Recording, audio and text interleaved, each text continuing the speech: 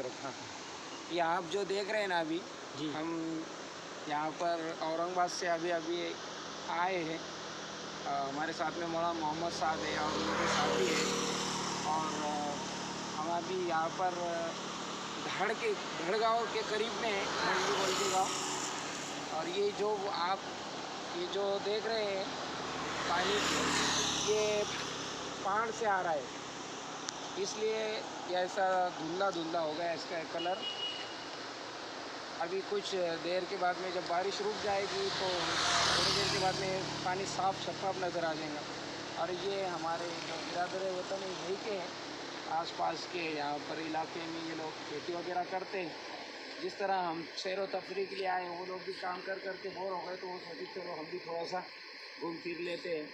अभी उनसे बातचीत हुई, हमने यहाँ के एरिया और इलाके के बारे में मालूमात ली उनसे।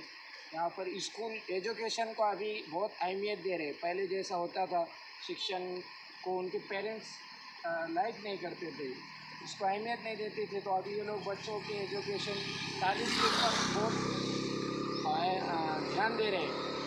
तो हम यही मैसेज देना चाहेंगे कौम को और कौम के बच्चों को और हमारे फॉलोअर्स को कि अब एजुकेशन इज़ द लाइफ, तालीम को अहमियत दो, चाहे वो दीन की हो या दुनिया की हो।